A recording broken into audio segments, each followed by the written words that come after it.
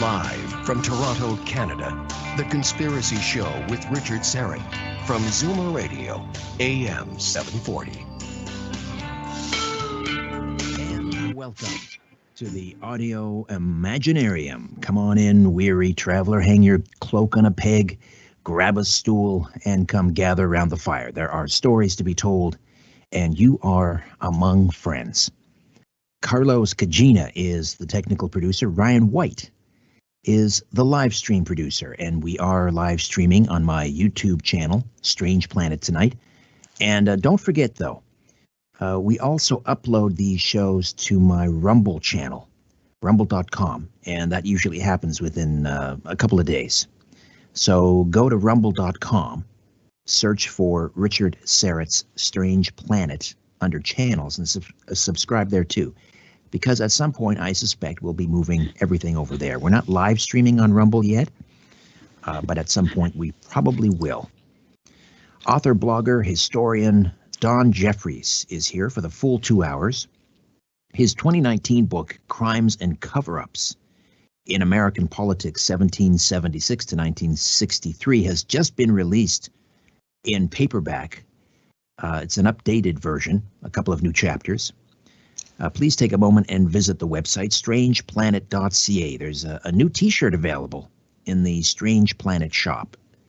Truth Gets You Crucified, which is across the front of the jersey. Truth Gets You Crucified, and a verse on the back from Matthew chapter 23, verses 27-28. Woe to you, teachers of the law and religious leaders, you hypocrites.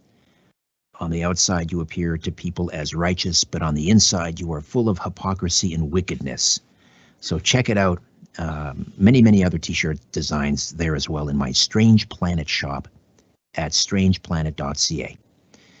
All right, I'm leaving for Greece tomorrow afternoon, and I'll be there for a month.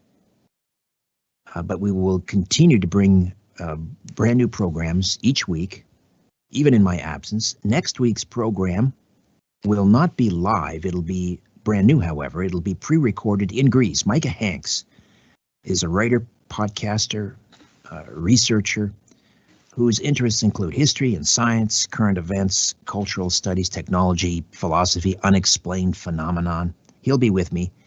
Then the following week, tonight's guest, actually, Don Jeffries, will be guest hosting.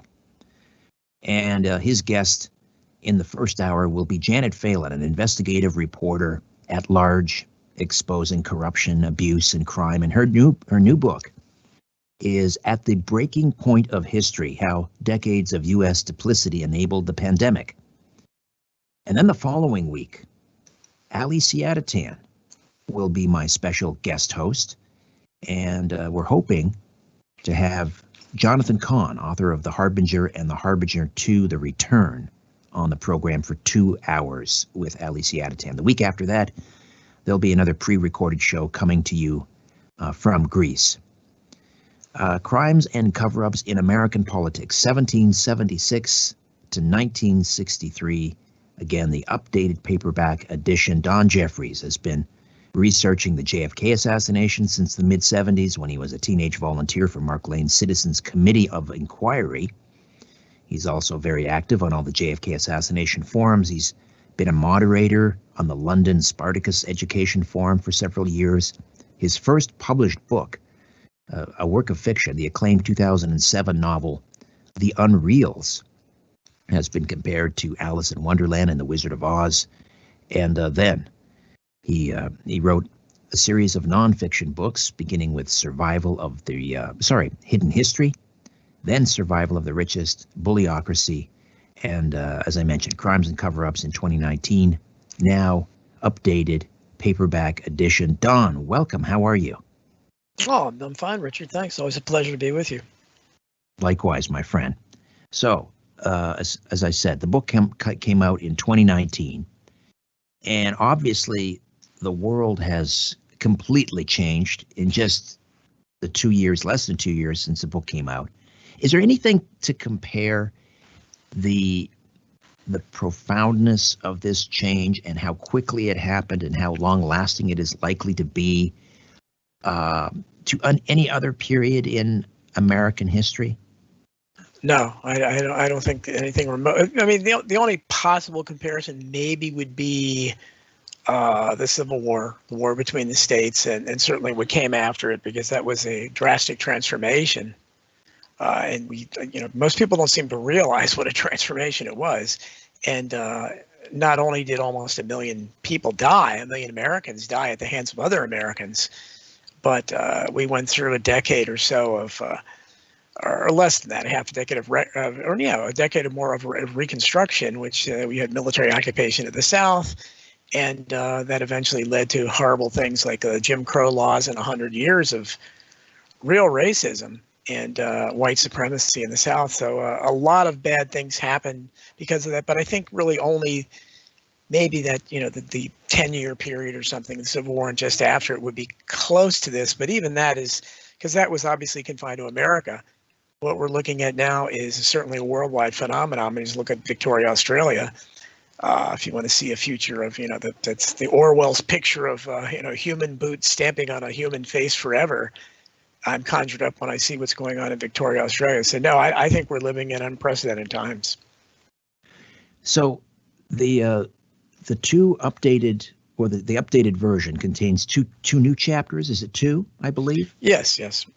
One is the history of un-Americanism, and the other is what? The other is just an updated forward, and that's where I basically talk a little bit about the Trump phenomenon, and I think I touched a little bit on the beginning of this of the COVID narrative, whatever you want to call it, but I couldn't do it justice in that little bit of time, and I really, to actually try to bring it up to date as far as I didn't think it really fit there. They wanted me to write a couple new chapters, but since this book, that would have probably been more appropriate if I'd written a new edition of Hidden History, because that was basically the more modern version. That was from the Kennedy assassination up until at that time the Obama years. But this was like the Crimes and Cover-Ups was basically a prequel to that, and it goes from the founding of the Republic up until, I don't address the JFK assassination in this book, but right up until, the end of the 50s, early 60s. So really to try to jump into what we're going through now, I mean, I think it's relevant, because I think if we see all the things that happened in the past, certainly, and if you see the past is a precursor, so if you see all these things that took place, we can see maybe reasons why certain things are happening today. But with the COVID narrative and the lockdown and everything, I don't think anything that in American history could prepare us for that. Except, as you point out in the history of un-Americanism, there are some interesting parallels that we see echo throughout America's history, starting with John Adams, the second president, and that is the Alien and Sedition Act, and it's gone by different names. Let's spend some time talking about the Alien and Sedition Act throughout history, or throughout America's history, really. Right. Well, you had the Alien and Sedition Acts under John Adams, which were very unpopular, and Thomas Jefferson basically used that as the main focus of his presidential campaign against Adams, which he won. And they were enemies for a while. Then later, of course, they became great friends, and America has history gave us some great letters back and forth between them. But basically, until that time, then of course you had Lincoln, who Lincoln set so many terrible precedents. He didn't have to pass any Alien Sedition Acts, because Lincoln just basically did what he wanted. He said, "I'm the commander-in-chief. There's an insurrection." Sounds familiar nowadays. And so he suspended the writ of habeas corpus. And what we see happening in Washington, D.C. now with the political prisoners, and still there since January 6th, again, they can cite that as precedent, because Abraham Lincoln rounded up untold thousands of people, Northerners, and threw them in makeshift prisons without charge, without bail. And you can see what's happening in today. A lot of them were not, people in Washington, D.C. were not given any bail.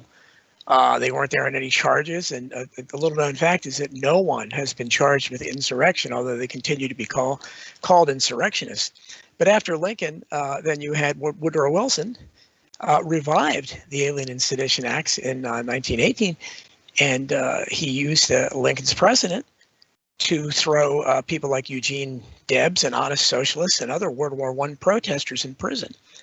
And one of the facts that I unearthed that I didn't know is, as a free speech purist, this was very significant to me, where when Wilson was imprisoning these people. Naturally, they objected to it and took it to the Supreme Court because it was unconstitutional. The Supreme Court ruled in Wilson's favor behind the liberal Justice Oliver Wendell Holmes, who is revered by court historians.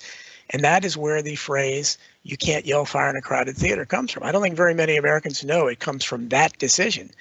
And until 1918, no one had heard of that. Obviously, they didn't put an asterisk on the First Amendment, but however you look at it, the World War I protesters were not yelling fire in a crowded theater. So I think that was ridiculous that he used something like that. And then, of course, in World War II, you had Franklin Roosevelt used, again, the precedents of Wilson and Jefferson. Wilson and Lincoln, to incarcerate not only Japanese Americans, who at least later their ancestors, their descendants got some reparations, but also German Americans and even a small number of Italian Americans, put them in concentration camps. Again, this was all done under the same kind of precedent that Lincoln set. And then even all the way until the treatment of the prisoners at Guantanamo Bay under President George W. Bush, John Yoo, his attorney, justified the treatment of the prisoners there and the incarceration of there without trial for years, again, going back to Lincoln and the precedent set by Wilson and Roosevelt. So I don't know if there's going to be any legal challenges to what's going on in Washington, D.C. now with the so-called insurrectionists. But if there were, you can be assured that the people prosecuting this and defending the right to keep them in there without charges will cite the precedents of those past presidents. So when these things happen, we need to learn from history, because when they're allowed to happen and they're respected, I mean, the court historians don't talk about any of this that I do. They think Lincoln was fine. I mean, they kind of shrug and say, well, yeah, he did suspend the writ of habeas corpus. And Woodrow Wilson, well, I mean, how many of you, I've never heard anybody until I discovered it myself, that traces the line about you can't yell fire in a crowded theater to the World War I protesters. That's where it came from. Nobody does that. People, for Japanese Americans anyhow, nobody talks about the Germans and Italian Americans that were incarcerated in concentration camps. But I think most people say, well, yeah, we shouldn't have done that until we paid them reparations.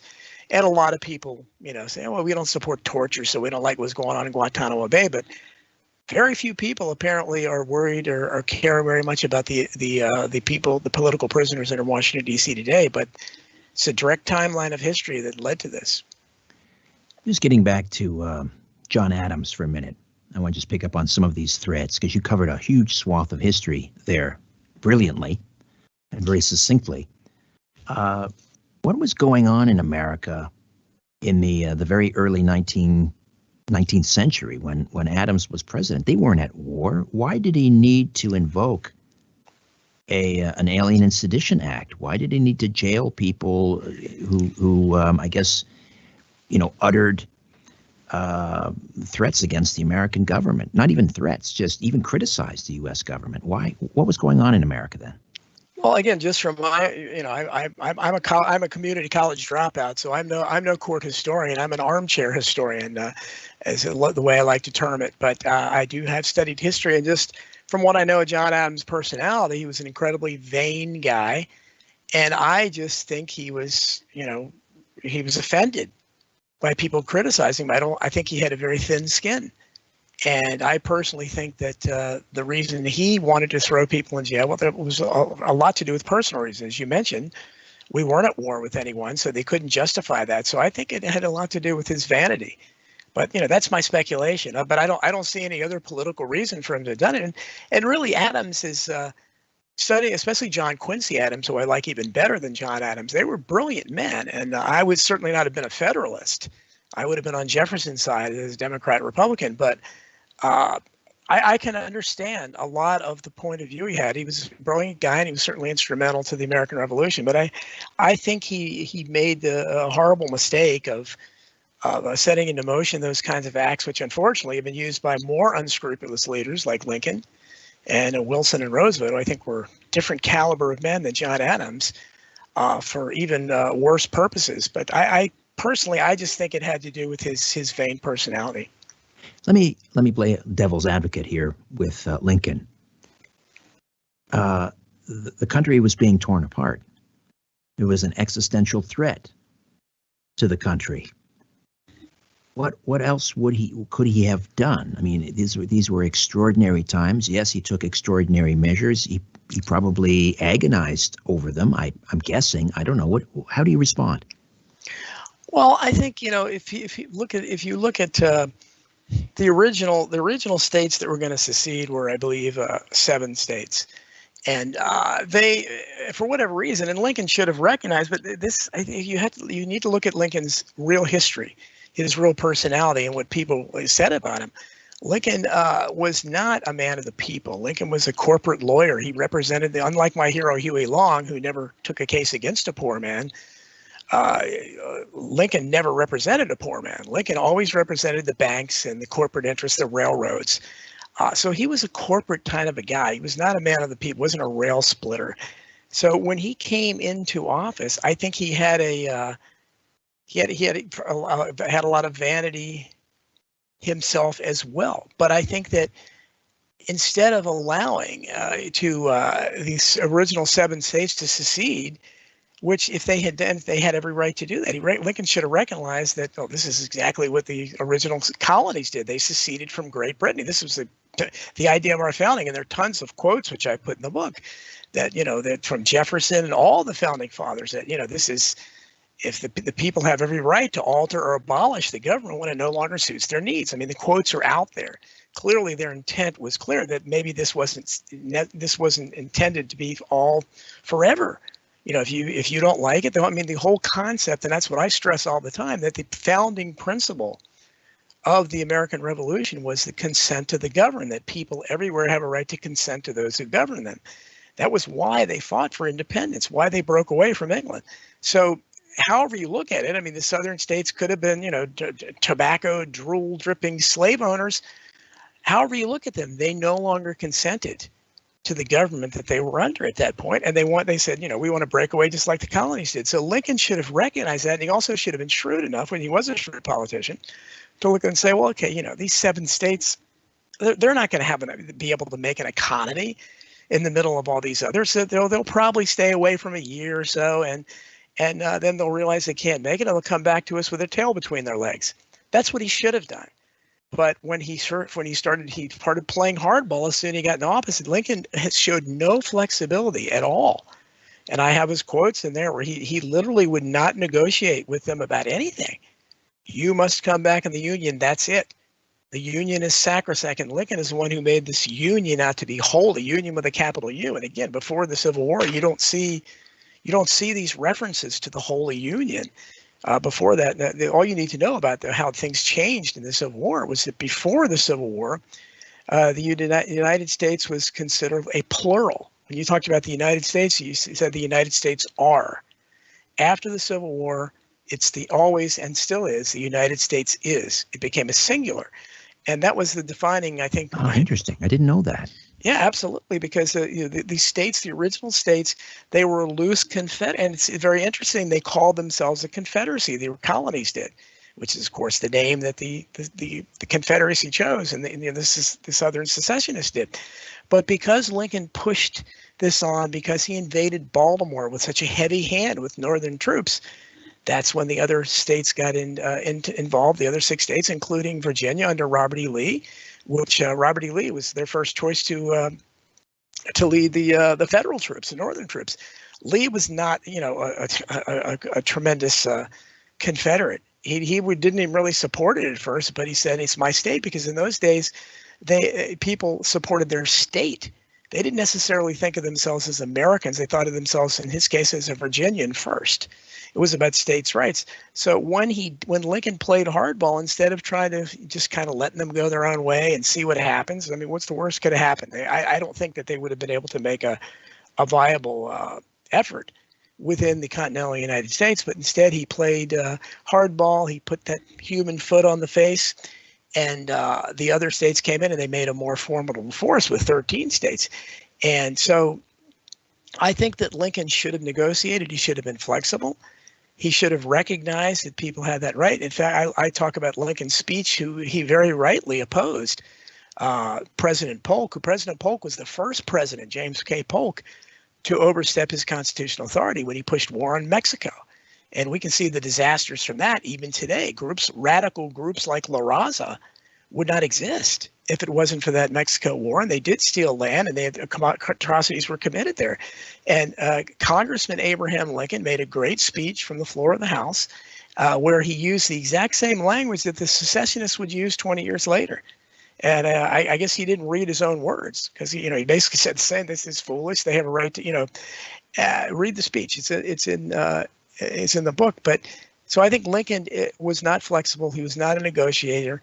He pushed this idea that the Union was it, and he also pushed the idea that because we've been told that they were at war. The nation really wasn't at war. One group was trying to lead. You'll never see any example. The South didn't invade the North anywhere. I mean, the Virginians could have attacked Washington, D.C. They were fighting a defensive battle. The North pushed the war. They invaded everywhere. That's why in the South, for a long time, they called it the War of Northern Aggression. So this really wasn't a war where, it was basically one side defending their turf because they just wanted to be left alone and they wanted to have their own government. Lincoln wouldn't allow that. And I think that, even if you believed in the rightness of his cause, was it worth almost 1 million lives? I mean, a quarter of the Southern men, the Southern males died. A quarter of the population is like a giant black plague.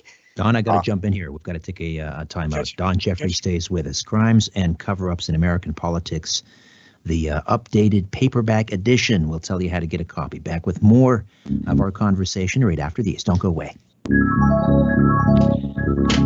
Corporations, governments, and sometimes entire civilizations. What goes up must come down, and it lands on The Conspiracy Show with Richard Serra from Zoomer Radio. Tired of being limited by joint pain? Regain your active lifestyle with Genicol Pain Relief, Canada's #1 selling joint care supplement, thanks to its patented technology and its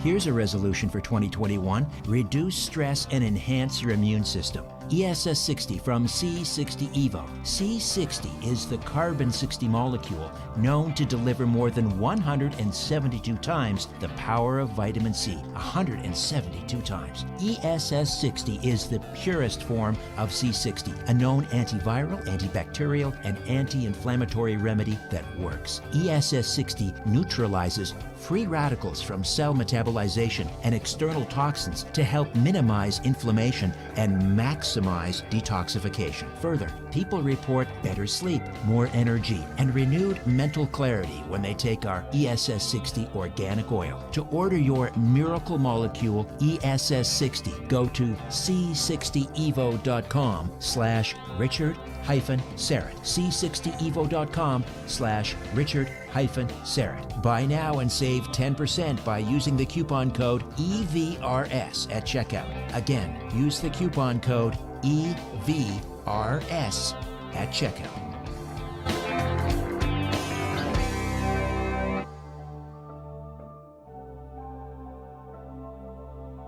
The skincare secrets of Ruby Lane. What Eva D is short for. Members of the Zoomer Radio fan club can receive the latest information on their favorite radio station through regular e-blasts. Enter all of our exciting contests and have a chance to win a new HD radio for your home or office. So, no Edwards, boxers, briefs, or birthday suit. Wouldn't you like to know? Join the Zoomer Radio fan club today at zoomerradio.ca. The world is being pulled over your eyes. This is The Conspiracy Show with Richard Serrett from Zoomer Radio. To reach Richard, call 416-360-0740 or toll free at 1-866-740-4740. Don Jeffries stays with us for the full 2 hours. Crimes and Cover-Ups in American Politics, 1776 to 1963. The updated paperback edition now available. How do we get a copy, Don? You can Amazon, Barnes and Noble. I mean, anywhere. It's technically, I think it's. It's been available for pre-sale on Amazon and elsewhere. I think it technically is released October 19th, so it's not. We're not quite there yet, but I'm obviously promoting it because I have a vested interest here because I'm writing Hidden History 3, which the publisher actually requested early on, and I'm almost done. But they're kind of, because of the economic situation, and maybe they're shying away from conspiracy type books. But whether or not they publish that apparently is going to be based on the sales of this paperback. So I hope everyone that supports me will go out and get it so that I can have them publish it, Hidden History 3. All right. The House Un-American Activities, we're going to jump obviously ahead quite a bit here. The history of the House Un-American Activities Committee, this idea that, I guess it's kind of an offshoot of the Alien and Sedition Act, right? The same mindset, yeah. Yeah. So how did it begin? And let's just start, with the evolution of that. Well, I quote quite a bit from H.L. Mencken, who was one of the great liberals, and I'm a classical liberal. I'm an old-fashioned leftist that does not, hates the left today because the left is not what it used to be. But H.L. Mencken was a great liberal back in the 20s and 30s and 40s. But he had a great saying where he talked about practical politics being nothing more than an endless series of hobgoblins designed to make the populace clamorous to be led to safety. And that's exactly what our foreign policy has been, certainly since the Spanish-American War of 1898, where these hobgoblins are dragged. You could argue, actually, that the secessionists, I guess, during the Civil War were hobgoblins. But these are so when the House Un-American Activities Committee was born out of the Cold War, and because Americans are so susceptible to being of these foreign demons that are dangled before them, they went basically right from Hitler and the Nazis, the greatest demons of all, to fighting alongside the Soviets. And the Nazis would not have been defeated if it wasn't for the Soviets. And they were our allies. And then suddenly, at the end of the war, we quickly converted and instantly went from Uncle Joe Stalin to the Iron Curtain and the Cold War. And then we began seeing commies everywhere and communists everywhere, where before we had seen, Nazis and, America Firsters. I go through all that in the Crimes and Cover-Ups as well. They were demonized earlier. The people that didn't want us to get involved in World War II. As soon as the Cold War started, we started looking for commies and Reds, and everybody, especially in Hollywood, became suspect in the eyes. Anybody on the left that was questioning tradition, questioning anything that people, that was considered American, whatever that meant, became un-Americans. And I defend Joe McCarthy in Crimes and Cover-Ups. I had the delicate balancing act of I come to the defense of Joe McCarthy and the Rosenbergs. I think they were both they both were, I think, victims for different reasons of that phony, I believe it was a phony Cold War. But well, McCarthy, just let me just pick up on that, McCarthy, because as you point out in the book, I guess because of pop culture, we tend to associate Senator McCarthy with the Hollywood, the witch trials. Right. But he wasn't part of that, right? No, and just the fact that, it was the House Un-American Activities Committee. Joe McCarthy wasn't in the House, he was the senator. So he had nothing to do with that, but nobody knows, nobody talks about the people on the HUAC, H-U-U-A, the House Un-American Activities Committee. McCarthy didn't have an Un-American Activities Committee. He was primarily investigating infiltration of the government, and he really didn't get in trouble until he started going after the Army. And that's when Harry Truman and the Truman administration, and even Eisenhower, went crazy on him. But because he was, again, going after Big Fry. But the House Un-American Activities Committee, they're the ones that ruined lives and blacklisted people in Hollywood. McCarthy never did that. And so I think it's really unfair. But again, Americans don't know their history, and the court historians are dishonest. So they kind of lump everything together and call it a period of McCarthyism. And I think that's terribly unfair.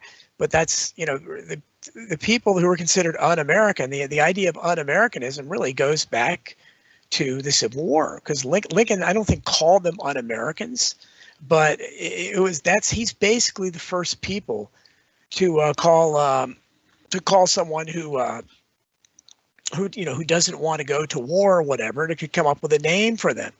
And certainly we saw that with the World War II era, where FDR again demonized the appeasers. You know, and we think of Neville Chamberlain today, and John F. Kennedy's dad, Joseph P. Kennedy, was friends with Neville Chamberlain. So we throw that word appeaser around. Now, I don't know if Lincoln used the actual word appeaser, but he certainly meant that when he talked about people in the North who were not sympathetic to his war policies and thought maybe it might be better to try diplomacy. So basically, ever since Lincoln, people who are questioning a particular war effort and want to try to be diplomatic rather than to just go headfirst into war and lose lots of human lives are considered appeasers. So appeasers is a short jump from appeasers to un-Americans, and by the 50s, that became very popular by the name of the House Committee, the House Un-American Activities Committee. But it's very relevant today because we're very close to that period again, except for at that time the un-Americans were on the left, on the far left, and today the un-Americans would be on the far right, and they would be called insurrectionists. You're seeing now they want to just look at the way they've demonized parents who are just trying to confront their school boards about their children's education. They want to call them domestic terrorists. So they've come up with even more powerful names for this, but it's all part of the same stew. I mean, this is all the same mindset where you can't handle the opposition in any kind of debate or any kind of intellectual discourse, so you demonize them. You come up with the most powerful names possible, and in the worst case scenarios, from Lincoln to January 6th, you throw them in prison. I mean, and how I pointed out, how different really is that from what the Soviets did? I mean, Washington, D.C. isn't Siberia, but it's the same concept where we're going to put you in prison for your basically thought crimes. It's interesting that there was an actual attempted, I suppose, insurrection on the U.S. Capitol building. There was a firebombing in the early 1980s? I mean, this was an actual terrorist attack, right? Sure. And I believe the ringleader, or one of the ringleaders of that attack, was jailed and then was pardoned by President Clinton, and now she holds kind of a position. Bernadette Ayers, I think I think it's right. With Black Lives Matter, isn't she like the fairly? Oh no, no, that's not Bernadette. That's somebody else. Yes, you're right. She is, and that's I go back even farther than that. I think it was maybe the early 70s, late 60s, early 70s.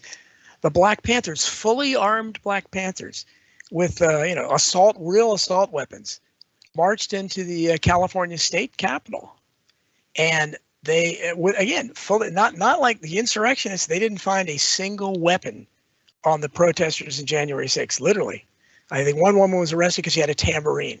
Literally, that was a weapon. No guns were found anywhere on the protesters. And this was at a period in the 60s when you could argue white racism was rampant. If you want to talk about white supremacy, well, it still existed then. So here you had Black Panthers who represented the antithesis of that, fully armed, walking into the state capitol dominated by white supremacy. And what happened to them? Were they gunned down by police, arrested? No, nothing. They came and talked to them rationally. They did take their weapons, but they went on their way, and they weren't even charged with disturbing the peace. Now, this was over 50 years ago. So compare that to the way the people that were treated on January 6th. And again, there's always been a double standard. You mentioned the 80s firebombing, and that's why I object so strongly when I hear people call that an insurrection. It was ridiculous. It was a day at the park, and led primarily by government undercover agents who will never be arrested, as in all these riots.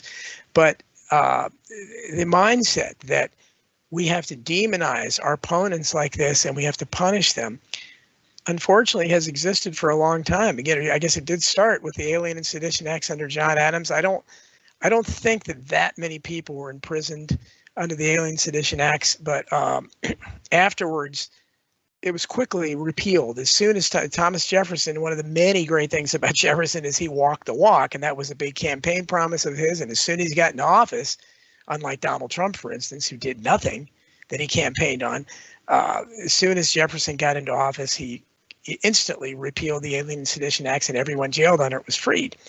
So, but again, Lincoln overturned all that, because once he did that, once you had Reconstruction in the South, American history, the American form of government was changed. And I don't think many people realize that. We went much, it was much more than going from a plural to a singular United States.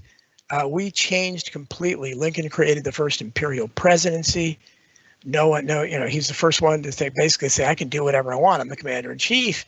And he also subverted the legislative branch. One of the great things about our government is the separation of powers.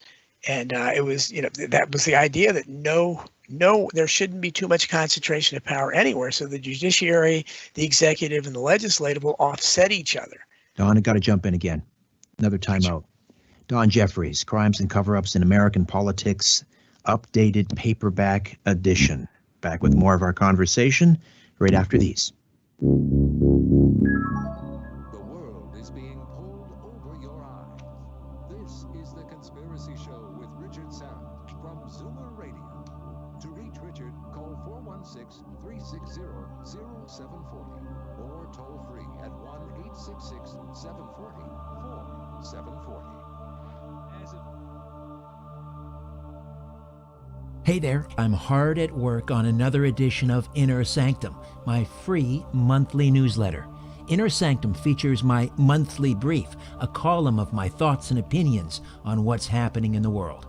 It features a spotlight on a past guest, a look ahead to an upcoming episode of my weekly syndicated radio program, The Conspiracy Show. It features a look at this month in conspiracy and UFO history, and my Conspiracy Unlimited podcast episode pick of the month, and so much more. To get your free monthly newsletter, Inner Sanctum, delivered to your email inbox, just go to my website, strangeplanet.ca, strangeplanet.ca. Scroll down to the bottom of the page and click on Inner Sanctum and register. It's fast, easy, and again, absolutely free.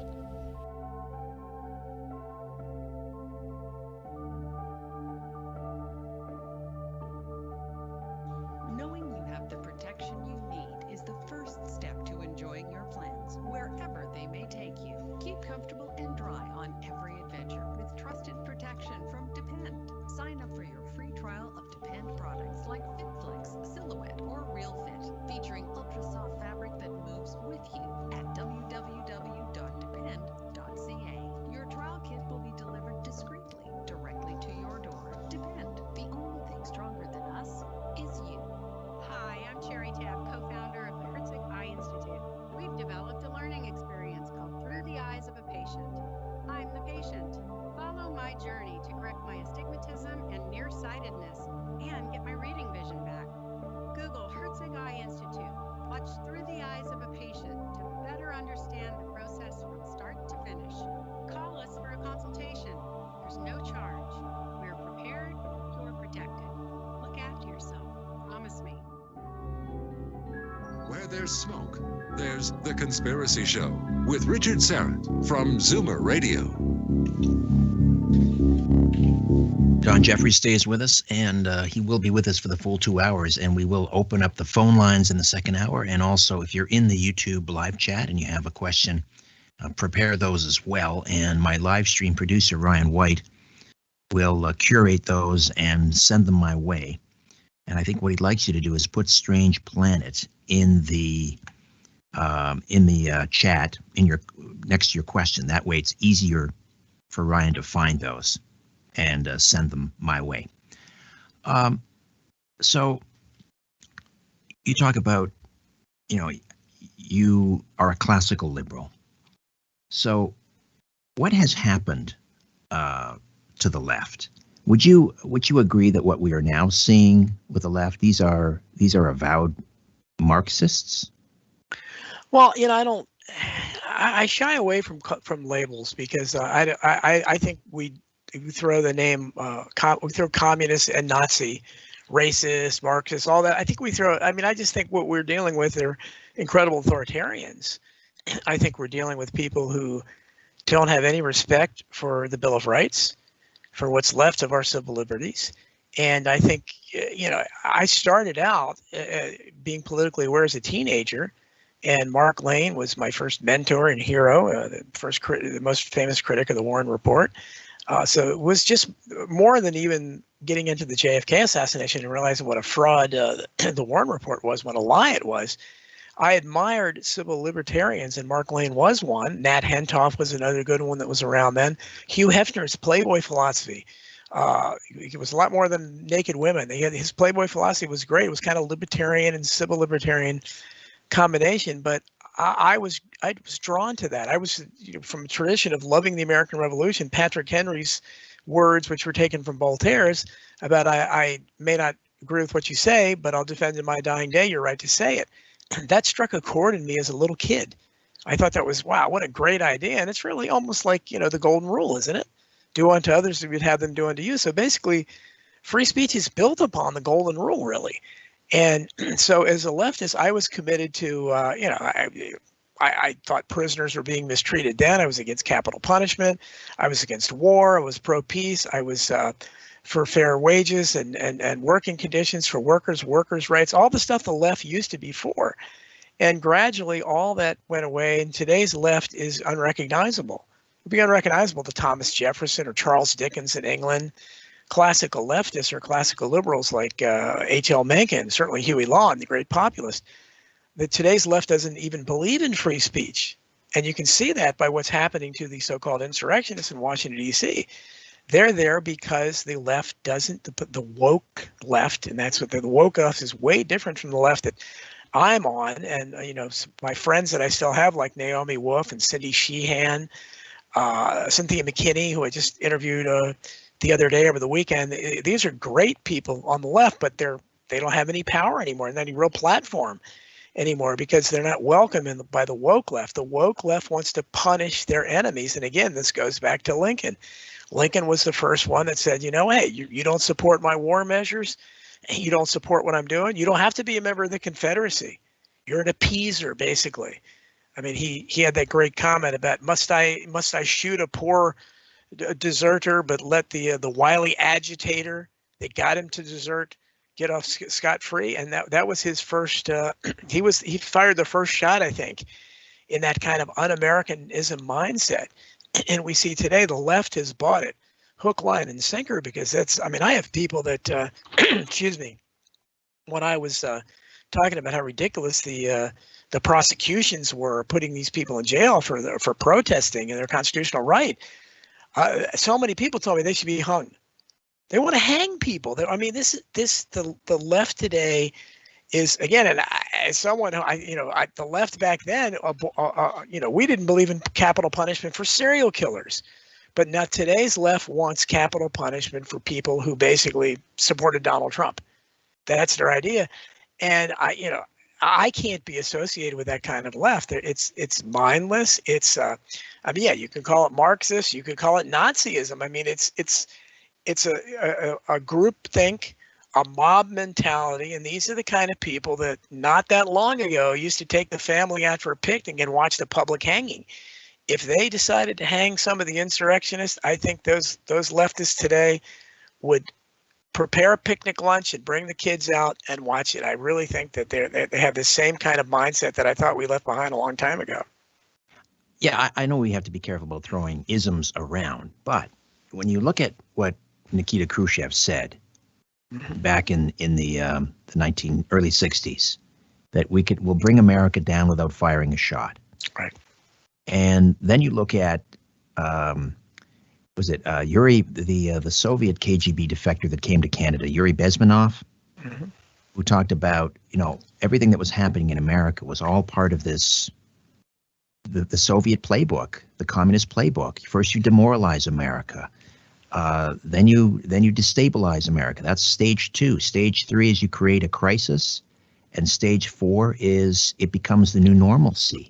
When you look at what has been happening in America since the 1960s and how it coincides with Bezmenov's statements and Khrushchev's statements about bringing down America, and you look at the present state of the left, not only wokeism, which again, this idea that We have to get the state inserted between parents and their own children.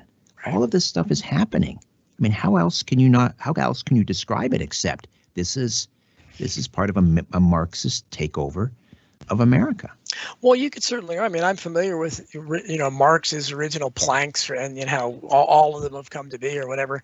But I think there's always been two lefts in America, and I think at least since the Soviet, the Russian Revolution, which wasn't Russian at all. I mean, I'd urge people to read Wall Street and the Bolshevik Revolution. They want to get an idea how Russian that revolution was. I mean, Trotsky's real name was Lev Bronstein, and he came from New York City. So I don't know what kind of a Russian he was, and there were lots of people like that there, lots of finance behind that. But you always had, like, even then. Let's look at the World War I era. You had leftist people like Woodrow Wilson, establishment people like that, and you had people who were honest leftists like William Jennings Bryan. You had Robert La Follette, who was an honest leftist, Eugene Debs, who was an honest socialist, H.L. Mencken, Huey Long was just coming up. But then, when Huey Long came really into power, you had FDR, and that was the establishment, the pro-war, the pro-authoritarian. And you could argue those are the ones that had the Marxist leanings over following those precepts, the control. Because true liberalism, at least, going back to Jefferson said that government is best which governs the least. Liberalism used to have a lot of libertarianism in it, where you didn't want the government intruding into your lives. That's a conservative tenet now, right? Right. Small government. Now, we've got to take another time out. This was a short segment. We'll come back and discuss further. Don Jeffries stays with us. Loose lips sink ships, and sometimes corporations. Got something to say? Call Richard Serrett now at 416-360-0740 or toll free at 1-866-740-4740.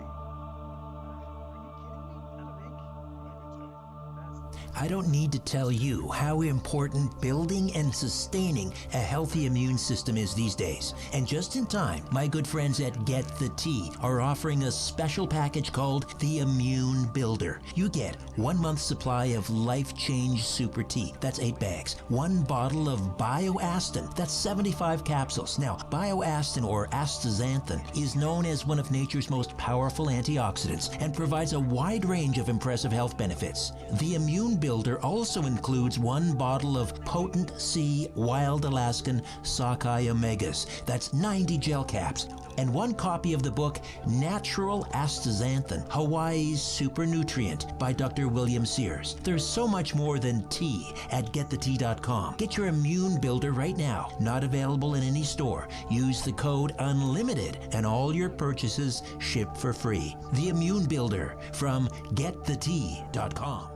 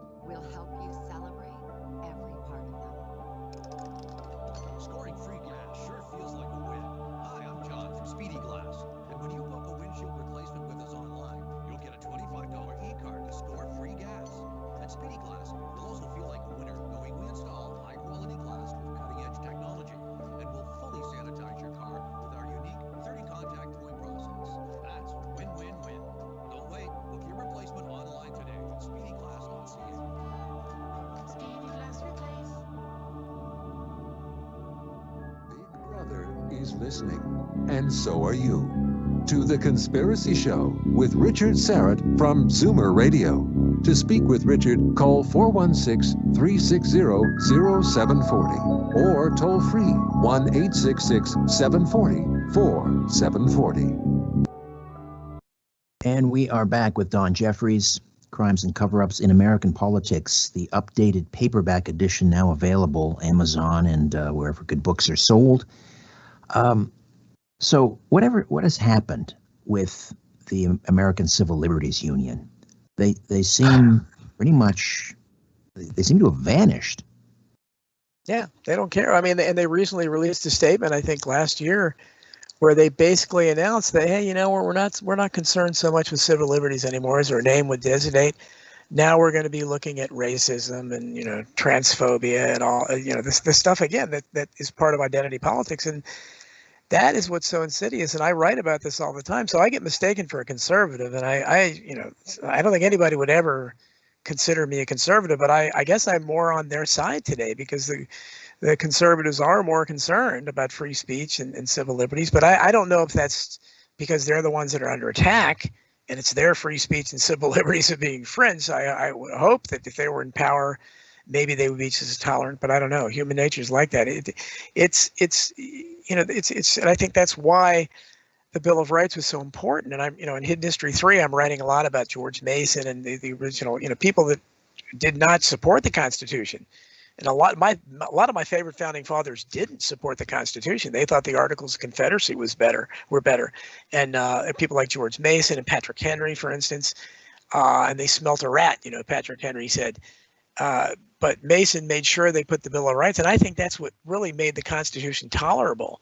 Because without that Bill of Rights, you really didn't. You had to delineate. And what made it so incredible is that these were considered God-given rights. And I think that's the problem, Richard, today, is that America is so divided.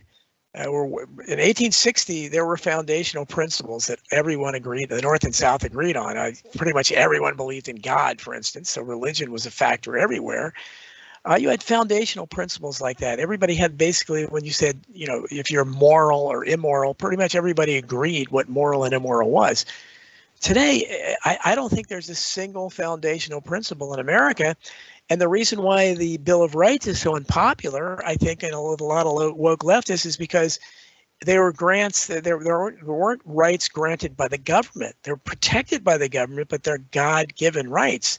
The idea was that we are all born inherently with God-given rights. Well, if you have a huge chunk of America, I don't know, maybe a majority at this point that don't believe in God, they're not going to go for any God-given rights.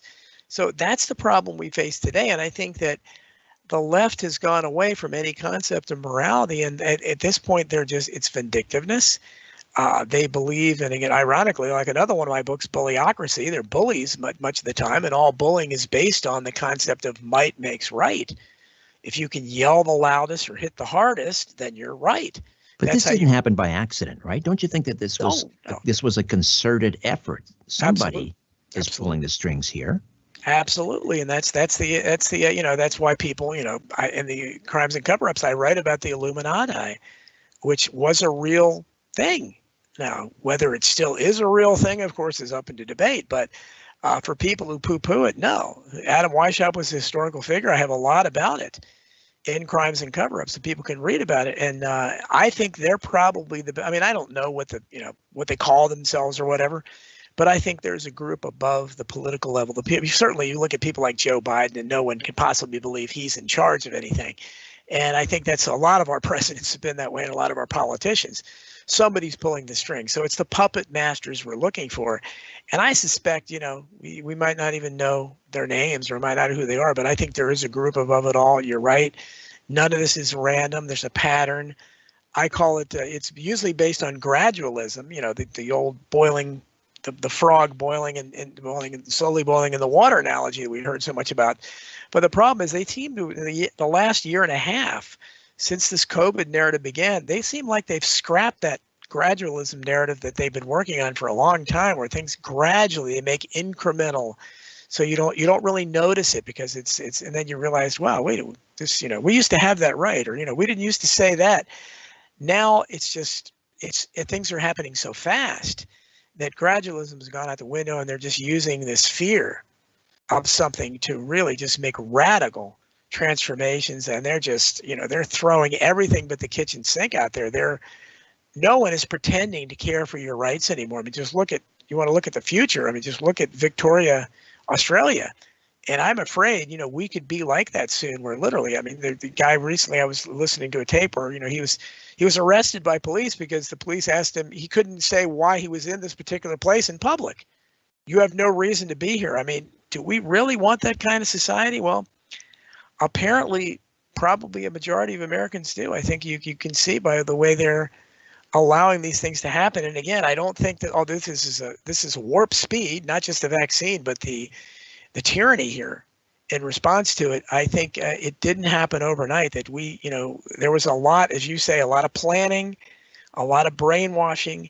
And you look at the indoctrinated Americans, how indoctrinated they are. They can't think for themselves. You can't reason with them. And so I don't know, maybe I'm foolish to be writing history for them because they seem to be historically illiterate, but hopefully there's enough of you out there that are interested enough that are awake. But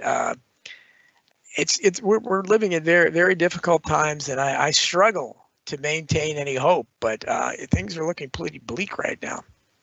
I do want to come back to this discussion in an hour or two, but we just have a couple minutes here. I just want to circle back to something you said a little bit earlier, and that is the Thomas or Patrick Henry thought that the Constitution he smelled a rat, and that many of the founding fathers preferred the Articles of Confederacy. How was that different than the Constitution?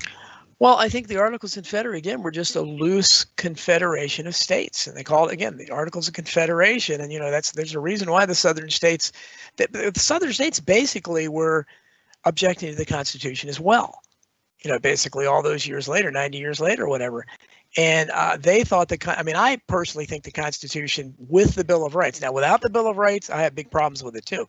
With the Bill of Rights, I think it created about as perfect a form of government as you can. It struck a balance with the balance of powers if they had been allowed to stay. Unfortunately, they were shattered forever under Lincoln. But the Articles of Confederation really gave very little authority to the central government. It was just basically all, the original colonies were going to band together under a loose confederation. We have common interest, but we have individual states. We have state sovereignty. So the Constitution did change that to some degree, but I think it was more organized, and I think it was a good thing. I would have voted for it with the Bill of Rights, but unfortunately, once Lincoln got a hold of it and shattered the Constitution and the United States became a plural, state sovereignty was shattered forever. And you had the Dixiecrats and everything later where people were still fighting for states' rights, but a lot of that involves, they wanted segregation and so forth. But we are not the same. Certainly people like Patrick Henry and George Mason would be really appalled. They would have been appalled at Lincoln, let alone the monstrosity that the federal Leviathan is today. All right, we have to step away just for a moment, and we will launch into hour two. Don Jeffries, Crimes and Cover-Ups in American Politics, the new updated paperback edition, also Bullyocracy, Survival of the Richest, and Hidden History, Part 3, coming to a bookstore or Amazon very soon, we hope. Back with more of our conversation and your questions and comments and phone calls, all ahead on The Conspiracy Show. My name is Richard Serra. Don't go away.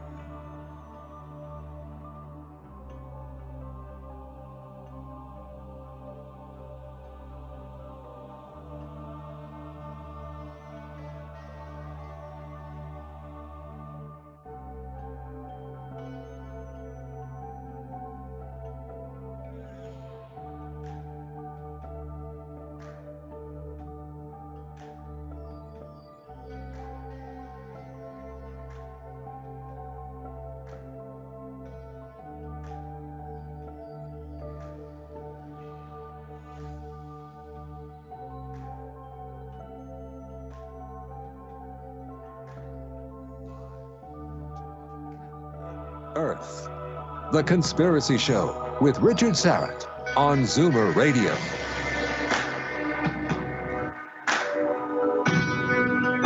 Hey, thanks for inviting me into your home, your long-haul truck, RV, camper, taxi, your parents' well-appointed basement with the simulated wood paneling, electric fireplace, and the painting of dogs, playing poker, your loft, that greasy spoon just off the interstate, and your cabin in the woods. Don Jeffries stays with us this hour.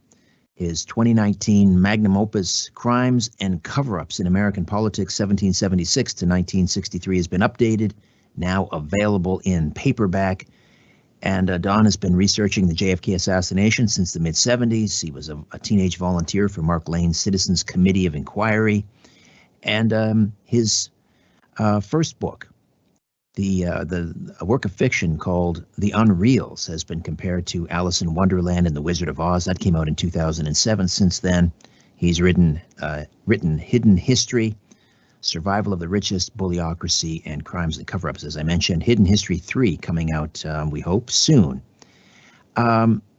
So let's talk about what's happening right now again with COVID and the lockdowns. And you mentioned Australia, which could be our future. Here in Canada, I don't know if you've been following what's happening here. I think we're maybe a little bit further along even towards becoming Australia. As of the end of November, you will not be able to get on a plane or a train or travel anywhere inside of Canada or even leave the country if you're not vaccinated. Where's the U.S. now with that? Is there going to be a mandate preventing the unvaccinated from flying? Well, not yet, but I think it's coming, and I think there's a huge push. And you guys in Canada are, and again, I think this is a left and right thing with the new left. Again, I don't consider the kind of left that rules in Canada now, certainly not the woke Democrats here. That's not my left. That's not a civil libertarian left, a classical liberal left. This is an authoritarian left. This isn't a left. This is a left that punishes. It looks to do punitive things against its political opponents. And I think this is all based on that. You won't get vaccinated. We want you to. And it just comes down to that. You're not listening to what I say. You're not obeying our orders. Like a strict teacher, I'm going to give you a failing grade. As Don Lemon says, you don't have to get, you don't have to do it. You just won't be able to eat or work. And that's part of the cancel culture as well. So I think we're very close to that. And again, going back to history, you look at the Jim Crow laws that were passed again as a recoil, a retaliation of a very wounded South. The KKK was born, first of all, as a defense mechanism. It later turned into something really ugly. But the same thing with the Jim Crow laws. They were passed punitive measures against the occupation. And you had real racism for 100 years until the Civil Rights Movement. And the South had the separate bathrooms, separate restrooms, separate drinking fountains. And I've used that analogy many times, that I can easily see separate restrooms for the unvaccinated. You already have separate seating arrangements at stadiums and places where they allow the unvaccinated in. And sooner or later, that's probably not going to happen. So I think we're very close to an apartheid situation where the unvaccinated, if they can't force all of us to do it, to get vaccinated, they may just say, well, you know what, you're going to be second, third class citizens. You're not going to be able to have the same rights that, and I don't think any of us have too many rights anymore because they've infringed on them so much. But whatever's left of our civil liberties, you're not going to enjoy. And of course, you're going to be canceled from almost every job, because they're going to say, no, you can't. I mean, look at, what's happened in hospitals where you have healthcare workers that have been fired. They're already supposedly short-staffed, but because and what does that tell you? That they don't want to get this thing. So, yeah, I think we're very close to there. They may, but Joe Biden and the woke Democrats talk about it all the time. And they want this very much. And again, what the worst part, Richard, is that here, I don't know what you have going in Canada, but we do not have any opposition. And we have from the very beginning. There was no opposition to the lockdown, the unconstitutional lockdown, the unprecedented lockdown. Same here. Not a single one. I mean, and it's, I think that if we look at it historically, then you can see how dangerous it is. I mean, and it would be ironic, but the left is not going to see that irony. Like I said, I don't think they would blink in putting up unvaccinated only signs on restrooms. I mean, nobody drinks out of drinking fountains anymore. Nobody rides buses too much, so they could maybe, but they put us in the back of the bus maybe. And I don't think, that because they've already look what you've already seen. Even before this happened, the left was so diluted. And I commented at the time where you had, I'm no fan of Sarah Huckabee Sanders or Ted Cruz, but both of them were hounded out of restaurants simply because they were Republicans who supported Trump or whatever. And in the case of, I think it was Sarah Huckabee, she was actually thrown out of the restaurant by the restaurant owner. Now, the entire civil rights movement was based on the fact that, it wasn't right to not allow certain people, certain kinds of people, to not eat in your restaurant. I mean, wasn't that what the lunchroom, sit-in at the lunchroom counters were? And again, the left doesn't even seem to realize how close they are to this. And recently you had a situation like that where it was a black family that weren't vaccinated in, I think it was in an Italian restaurant somewhere. I'm not sure what city it was, but there's a big tape of it that got a lot of attention and the guy was very vocal. The black guy, and he started bringing up, hey, so you're not going to let black people eat it. He tried to, make a visual of, is this what you want to do? Just bring back memories. And the crowd there, they were just, yeah, that's right, and he said, is this what you want? And you could hear them saying, yeah. So this is the problem, that until there's effective, and we have no leadership here, and there never has been. I mean, Tucker Carlson, people like that, a handful of Republicans, but there were no business leaders at the beginning. When they shut down all the small businesses, where was the Chamber of Commerce? Where were all the corporate leaders whose lives are built on making profits, supposedly? Why didn't they protest? I didn't see any of them protest. Now, of course, I guess they got stimulus funds or something. The sports leagues didn't protest. The Hollywood moguls didn't protest, having their industries, impacted like that. No one did. But when you look at the way the logic just completely dissolves. So, for example, our sporting facilities, Major League Sports up here in Canada, they've now lifted restrictions so you can have 30,000 people at a baseball game. Yeah. Now they have to be vaccinated, but you can have. But we now know, of course, that the vaccinated can spread COVID and they can become infected. So you have 30,000 people. With the roof closed sometimes, with the Rogers Stadium, it's got a dome, so you have 30,000 people indoors, not wearing masks, sitting side by side, but because they're vaccinated, and yet you have restaurants that have capacity limits.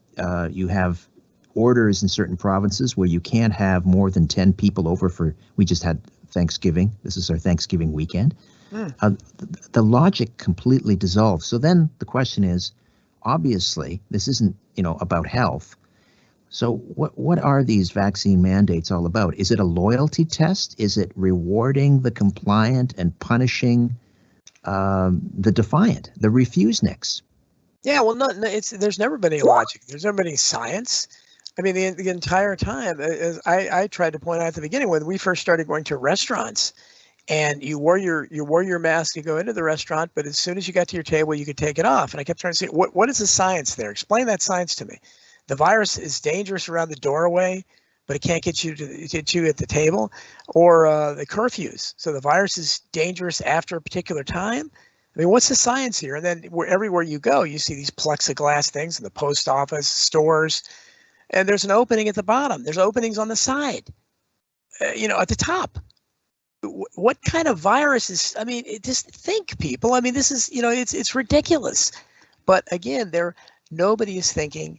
They don't understand the 6-foot social distancing thing. It was based on a middle school girls' science project many years ago. That's where that science comes from. It's not based on anything. But you try to tell people, and they give you, and the saddest thing is that we had the kind of family divisions we had in the Civil War are nothing compared to what's happening now. Right. I'm seeing it in my own family. I was because I'm not going to get vaccinated. I didn't go to a family wedding last month, and neither did my kids who aren't vaccinated, and that's sad.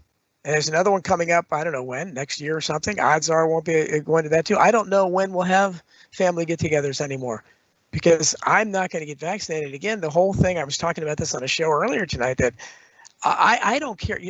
I don't tell anyone not to get vaccinated.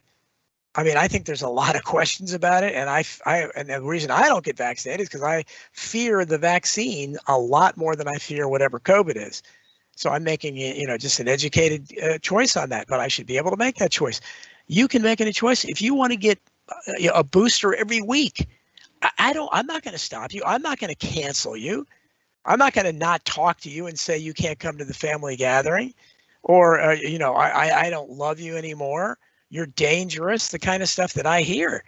But this is the problem, is that crazy woke left side, and that's where the mentality is. Those are the people that are doing this.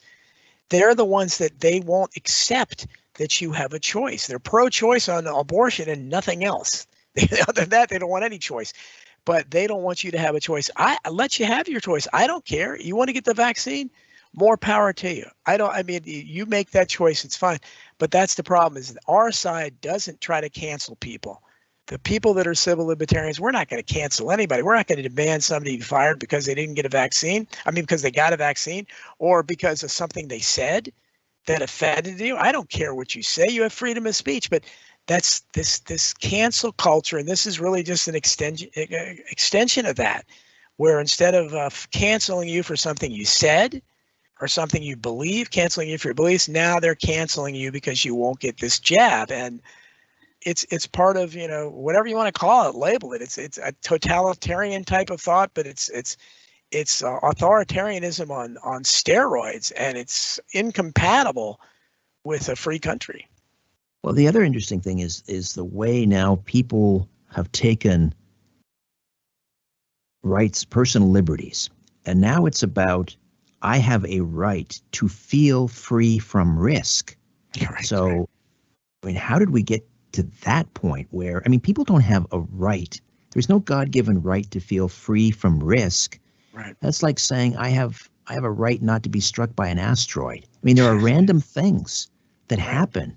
It's part of reality. It's part of the package when you're born, that there are tragedies and there are random things that happen. And I would say that a respiratory virus, a pandemic, putting aside the whole, origin theory, is who, was it created in a lab? Was it allowed to escape? Was it an accident or whatever? But pandemics are random events. You don't have a right. Nobody has a right to feel anything. Right. You don't have a right to feel something. Exactly, and of course it's been weaponized. This, and what we're experiencing now is the medical tyranny. So in addition to the other tyranny, the political tyranny we have now, where this is being presented, again, as someone who worked in the medical industrial complex my entire life, mostly in IT, but until I was fired unfairly for helping out a handicapped coworker a few years ago, I've seen it inside out. I've always thought it was corrupt. We have the worst medical care system in the world. I'm sorry, and if you don't believe that, you haven't experienced very much of it. But so these are horrible people at every level, by and large.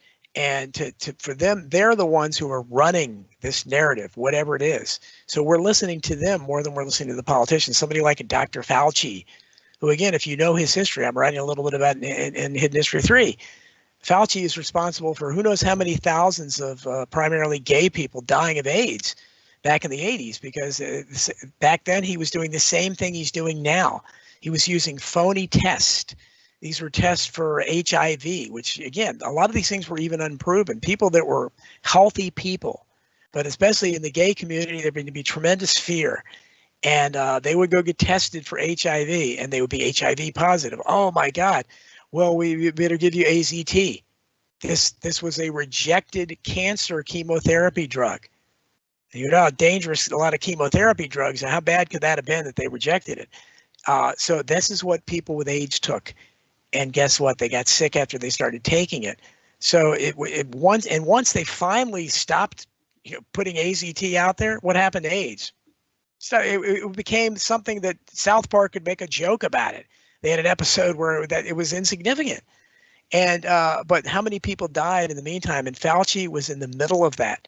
He was the one pushing AZT, and Fauci was also the one that pushed for the 1986 vaccine, basically the Immunity from Prosecution Act. That was so that basically in 1986, they made the vaccine makers virtually immune from any kind of lawsuit against it. And that Fauci, so this is the guy this is the leader of this, that the media and the celebrities are lauding as some kind of great hero. Speaking of that whole discussion about, AIDS, what happened to Chris Rock? I mean, he was talking about exactly that was part of his routine. It wasn't funny. He just went on these almost like these Lenny Bruce type rants, talking exactly like you were just talking. And now all of a sudden it's like, well, I got doubly vaxxed. I still got COVID. It was horrible, so you should get doubly vaxxed. What happened to Chris Rock?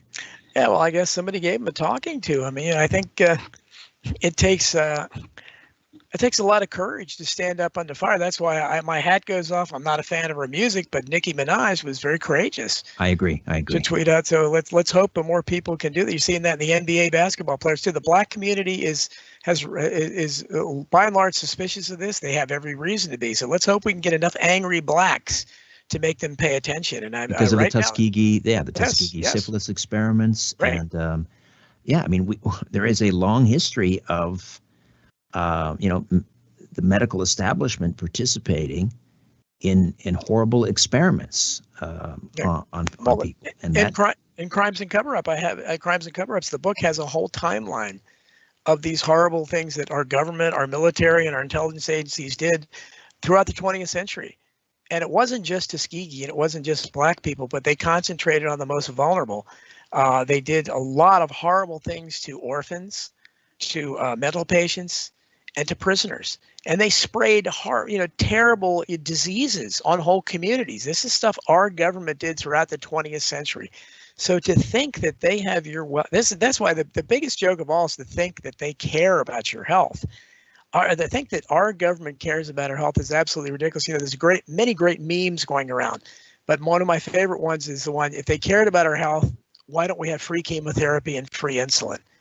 And I think that's a good question to ask. Obviously, there are people that are dying because they can't afford that, or they can't afford health care, but they're going to have you believe that they care about your health. No, you ought to be suspicious of it just because they're trying so hard to get you to take it. It's like the old Twilight Zone episode. Don't go on the ship. I'm not going on the ship. I can tell you that. There's some suggestion, and I think it makes sense. I mean, they talked about, herd immunity, which I hate that idea. Like, we're part of a herd. That's exactly the way they look at us, right? We're cattle, yes. Part of the herd. But they said, okay, if we get to 70% or 75% with the vaccination rates, we'll have herd immunity. Now, all of a sudden, Joe Biden and up here and our leaders are saying 97%. Yes. They don't want to say 100%, but 97% equals 100%. So now the thinking is, and I think there's some justification for this, I don't think it's a conspiracy theory. They want to get rid of the control group.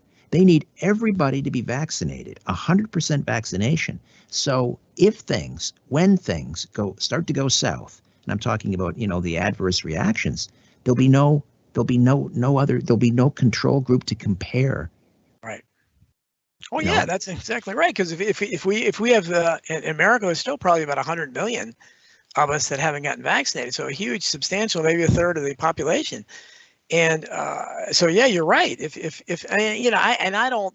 I don't theorize. So a lot of people are saying, millions of people are going to die from the vaccines, and I don't. First of all, I think it's foolish to make those kinds of predictions. I agree. They almost never come true, and certainly we hope that doesn't happen. But if something like that is even feasible, then yeah, they'd have every reason. They don't want to leave 100 to make it obvious. Where did everybody go? And the only one left were the unvaccinated. I mean, I guess we were right, huh? And I think, beyond the conspiratorial level here, human nature kicks in. And I just, on a personal level and just politically, people don't want to admit they're wrong. And this has become so emotional. All the people that have called me dangerous, I know that they are never going to admit that the crazy conspiracy theorists were right. They're so vested in this. They were so gullible. We told them they were gullible. We told them you shouldn't be doing this. Why are you doing this? This is unscientific. Why are you driving around your car with a mask on? Where's the science there?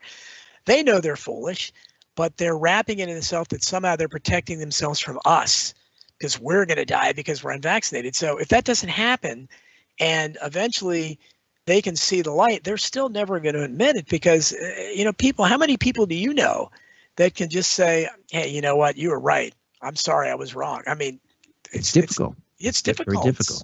Especially when it's an emotional issue like this, and there's so much vested in it. And, families, I mean, all families, there were people that, family members that broke up over Trump. There's a lot more that are breaking up over this, and it's sad, but a lot of it is beyond, because, people that are buying into this are not conspirators. They're not part of anything. No, there's a real mania. It's a mania. Yes, yeah. I see on social media where someone will say, well, my wife and I were just told that as of November, whatever the mandate date is, because we're not vaccinated, we're being terminated. And instead of an outpouring of, I'm sorry, how can we help? There's these cheerleaders. Yeah. Who are actually saying, good, I'm glad. I'm glad you're being hurt. I'm glad you're, you can no longer afford to put food on the table and your children will suffer. I've never seen such a mean-spiritedness.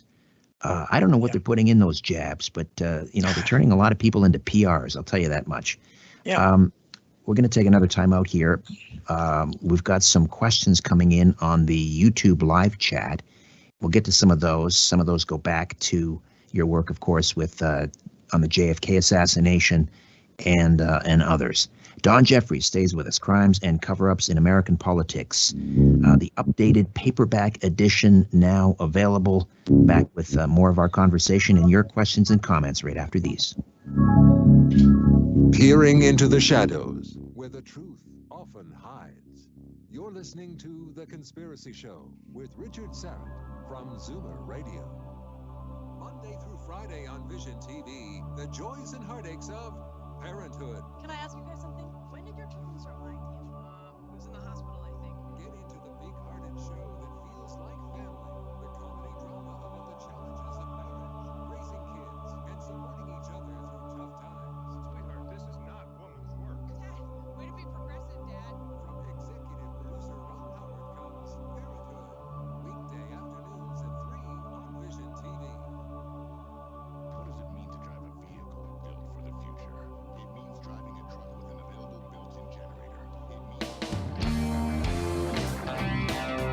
Here's a resolution for 2021. Reduce stress and enhance your immune system. ESS 60 from C60 Evo. C60 is the carbon-60 molecule known to deliver more than 172 times the power of vitamin C. 172 times. ESS 60 is the purest form of C60, a known antiviral, antibacterial, and anti-inflammatory remedy that works. ESS 60 neutralizes free radicals from cell metabolization and external toxins to help minimize inflammation and maximize detoxification. Further, people report better sleep, more energy, and renewed mental clarity when they take our ESS 60 organic oil. To order your miracle molecule ESS 60, go to c60evo.com/Richard-Serrett. c60evo.com/Richard-Serrett. Buy now and save 10% by using the coupon code EVRS at checkout. Again, use the coupon code EVRS at checkout.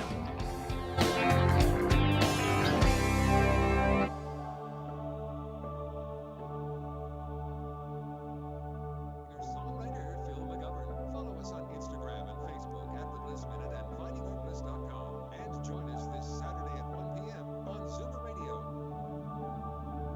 PIN numbers, passcodes, social insurance numbers. If they make you wonder how private they are, here's two more numbers. 416-360-0740 or toll free at 1-866-740-4740. All right. So let's begin with the YouTube live chat. Roger Vega asks, Don, do you see a continuum of history of the deep state who took out JFK and now took Trump out via massive vote fraud? Well, I think the continuum of history goes back farther. That's what Crimes and Cover-Ups was basically a prequel to that, hidden history, where I started with the JFK assassination. Yeah, the continuum of history is very important, and I think my work just basically represents a timeline, and I call it a timeline of organized corruption. And it's basically, that's why people tell me, you think everything's a conspiracy. Well, yeah, I do, because I think we're being run by conspirators. And this is what they do. They conspire.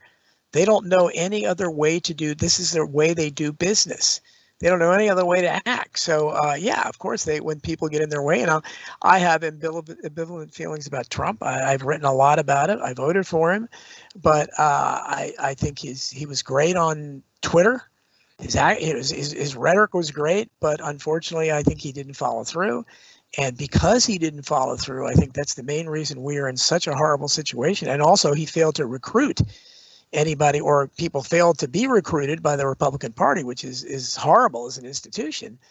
And they never wanted him to begin with. But there were a bunch of other, maybe Marjorie Taylor Greene, that got elected. None of the other Republicans were elected basically as real Trumpsters that were running on his rhetoric. And because of that, once he was gone, you see what's there today. You have a bunch of rhinos that have always been there, and then you have a handful of decent representatives in Congress. But yeah, I think you could look at for whatever reason, the people that got rid of JFK. You could say if to whatever degree Trump was sincere. Certainly, if he was really going to do any of the things, he was going to close the border and do something about immigration, really build the infrastructure, really bring the troops home, really drain the swamp, then of course the swamp was going to be opposed to him. So yeah, there is a continuation, and anybody, going back to Huey Long and John F. Kennedy, RFK, MLK, these people are eliminated, unfortunately, and if they're not killed, they're whistleblowers like Julian Assange and Edward Snowden and Chelsea Manning that remain behind, not free at large. Is that how it's done now? They don't need to assassinate somebody. Yeah. They have the media. They have all the political and cultural institutions that can be focused like a laser beam on someone who steps out of line, who doesn't follow the narrative. So it's not about actual assassination. It's about, political assassination. Absolutely. And you see it, even people who aren't that controversial. I mean, my friend Cynthia McKinney was run out of Congress, but that was several years ago. Dennis Kucinich, he'll never hold elective office again. But you have people like Tulsi Gabbard, who really was not, she was a really much more like an old-fashioned Democrat, the party that I was affiliated with for a long time. When I first started getting into politics, I was a Democrat. I thought they were the good guys. Tulsi Gabbard was really good on many issues. And she'll never hold political office again as a Democrat anyhow. They completely weed out anybody, especially in the Democratic Party. I don't think there is a single Democrat that's even remotely reasonable now at all. Well, I think Joe Manchin, I guess, maybe in the Senate, and the Arizona senator. Yes, the woman. Yes, yeah. Yeah, they're the only ones that are like halfway. But I don't know how good they are, but they're just maybe not quite deranged with the full-on woke thing, and they're fighting that to some degree. But that's the best we can hope for now. But there's nobody like the kind of Democrats that I revered in my youth. There's not a single one there, and there are only a handful of Republicans that are pretty good on most things, but a lot of them are under fire themselves. Marjorie Taylor Greene is going to be a one-turn. There's no way the Republican Party will let her back in. I don't know how she slipped through this time. Matt Gaetz is under fire with, a scandal that I think is probably politically motivated. So, you're probably going to have even fewer of them. So I don't think we can look at political answers. And that's why I'm concentrating my hope, such as it exists, at the lower levels, because I think these school boards and the parents that are angry, that have been called domestic terrorists now, I think that may be where we might be able to chip away. If they can get some of those tyrannical, and they are tyrannical, even at that level, that's what shows how bad the corruption is, because school boards are pretty low, far down the chain. But if you look at the way these petty tyrants, one of the parents called them that, and hit the nail on the head, the way they're acting, when these parents had the audacity to question the curriculum that they're exposing their children to and that their tax dollars pay for, it shows you just how systemic this corruption is and how deep it is. But maybe because it's at the bottom, we might be able to make some inroads there, and you might be able to work your way up. But you certainly can't do anything at the top. Congress is lost, and after the 2020 election, I don't know why anybody would vote, because they're certainly not counting the votes, honestly. MG asks, is it true that interstate travel will be banned for the unvaccinated? Well, again, that's one of the rumors that might happen. Again, it hasn't happened yet, but I was reading a headline about one of the airlines that canceled a bunch of flights today. I can't keep up with it. I've never been a great traveler, so now I kind of have an excuse not to travel, I guess. But I certainly don't like being confined if I wanted to travel. But it's scary, but I think, again, it's trending in that direction. And again, the problem is that everybody in power wants this. And it's only the millions of people opposing it and the few people that have any kind of public forum, Tucker Carlson, a handful of Republicans in the House mainly, that can possibly stop it. And of course, platforms like this, this is why the internet is was the great hope for so long. And it's so sad that it's being censored the way it is. But platforms like this is where we can talk about this stuff. We couldn't go on any television station. And I mean, certainly, if I just started mouthing off with my radical rhetoric, I would last like 15 seconds, But I don't know how long we'll be able to do this type of programming, because now that the liberals they won a minority rather, they're going to reintroduce some pieces of legislation which will severely curtail freedom of expression on the internet. You'll have to have a license. Yeah, you could have to have a license for a website. Again, it's almost like the sedition laws. If you're being very aggressively going after or criticizing members of parliament, that could be considered hate speech. So it's very dark days up here. Let's see. Show me the truth 74. All right, I've heard just about all of the theories about JFK. This one's pretty out there, but however, Show me the truth 74 asks, I saw a video proposing Jackie O shot JFK. I've been intrigued with the idea. Do you think Jackie had a gun in her purse? I'm sure you've heard that. That's yeah. No, I actually I don't just, there's not too many conspiracy theories that I discount immediately, but I've studied this for a very long time, and no, I don't think that because again, that would suppose that she wanted to kill him.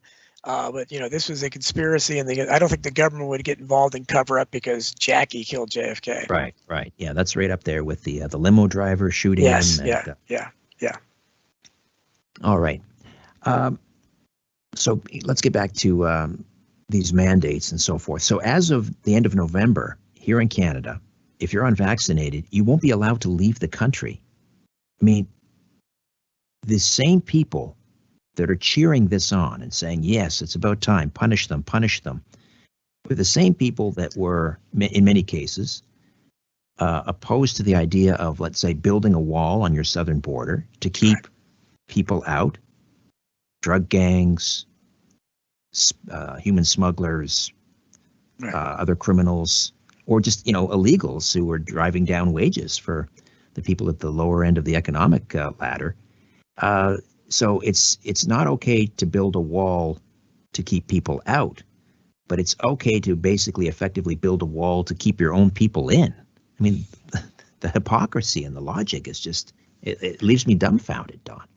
Well, yeah, I think that one of the conservatives says if it wasn't for double standards, liberals, again, the liberals today, I hate using that word because that's what I am, but what passes for liberals today would have no standards at all.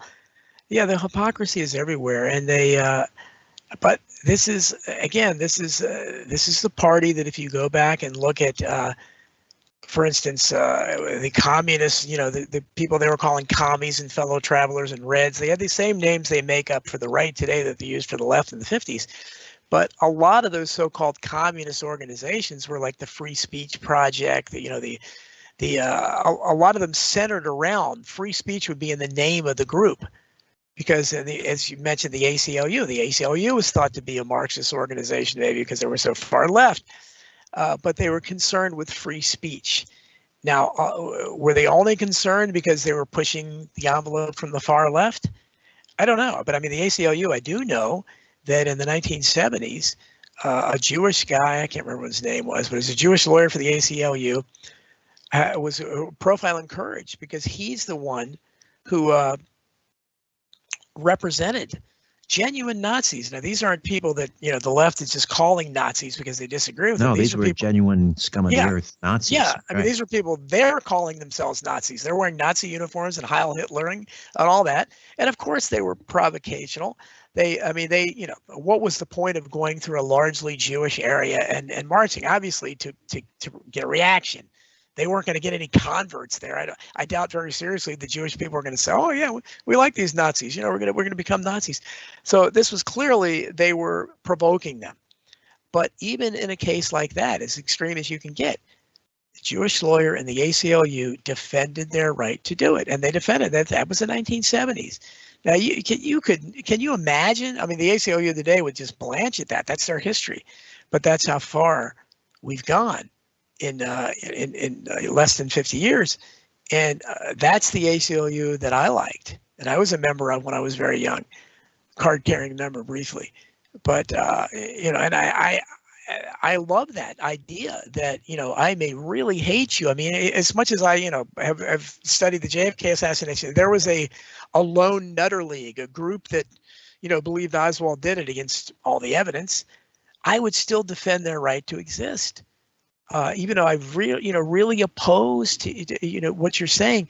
That's the idea, because free speech means nothing if you don't support the ideas that you disagree with. Otherwise, we're just we just end up being we're just preaching to each other and preaching to the choir. Exactly. Don, got to take another time out. Back with more of The Conspiracy Show. Don Jeffries, Crimes and Cover-Ups in American Politics. Back with more in a moment. Fasten your seatbelt and put your tray in the upright position. You're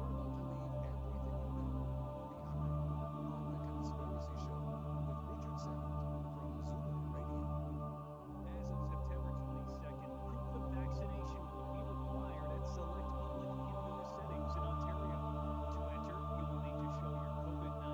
Hey there, I'm hard at work on another edition of Inner Sanctum, my free monthly newsletter. Inner Sanctum features my monthly brief, a column of my thoughts and opinions on what's happening in the world.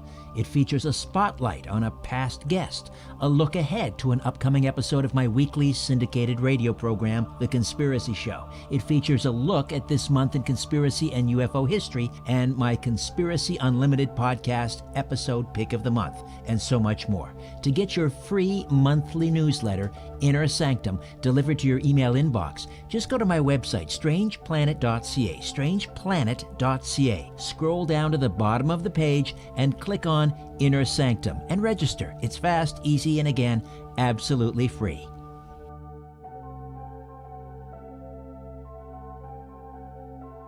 Barbecue for almost every meal this summer. Yep, that was me. So I needed a major barbecue cleaning, and I turned to Jiffy. I was matched with a pro in minutes.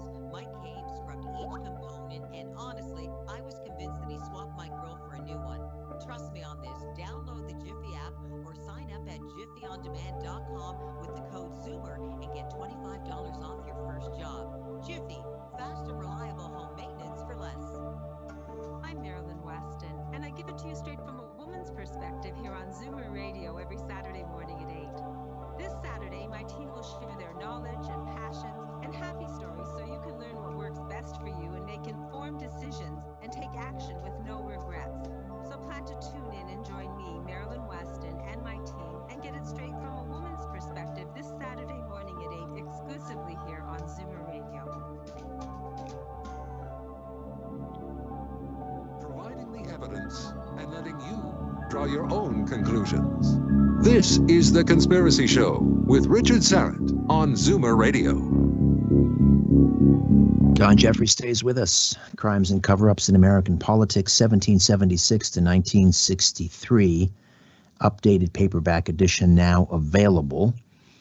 How do we get to your website, Don, and read your blog?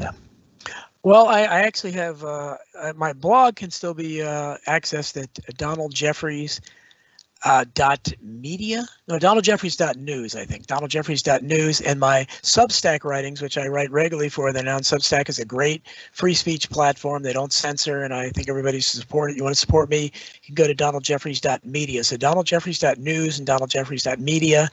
You'll find lots of my rantings and writings at those places. And I do want to mention also at my book on showbiz, on borrowed fame. That should be out around the beginning of November. So look for that. That's a little bit of a departure for me. But again, I write about it the same way I do everything else. I'm looking at unfairness and corruption and hopefully interesting subject matter. All right. Yes, we're going to get you on Coast to Coast towards the end of November for that book.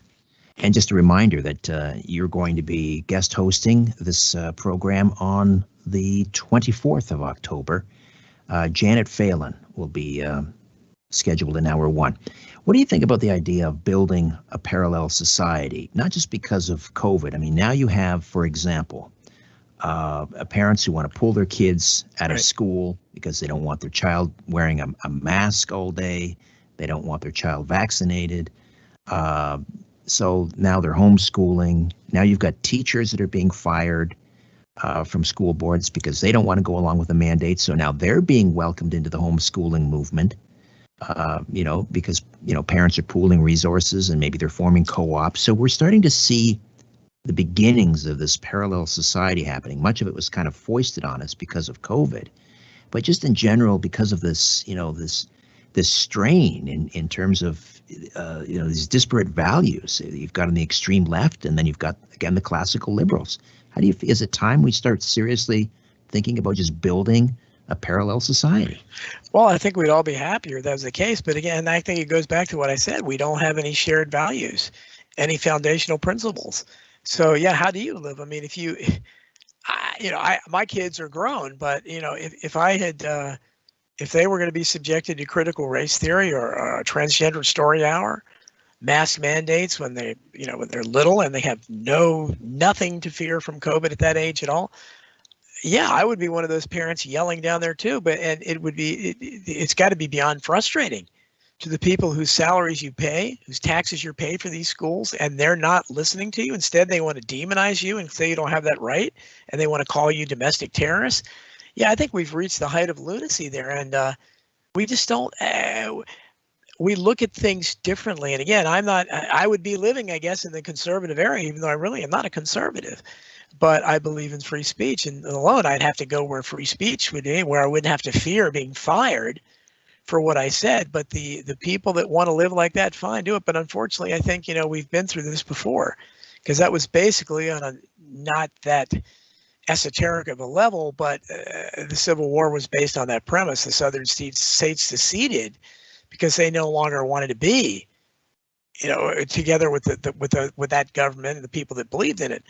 It wasn't anything as deep as it is now. Philosophically, we have tremendous differences. The division is great in this country. I mean, we don't agree on, at what point human life begins. We don't agree on what point it ends. I mean, we've had these, moral battles for years back, so we pull the plug on people. Things like that, where we don't agree on basic. We don't agree whether on God.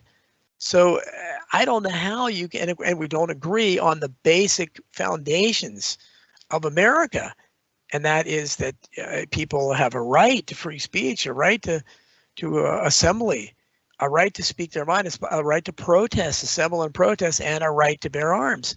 And a right to bodily autonomy. Right, a right to bodily autonomy. My body, my choice. That only seems to apply with abortion. It doesn't apply with here. And that we need to try to use their own argument against them. My body, my choice. I say that all the time. And but again, the hypocrisy of the woke left is just stunning.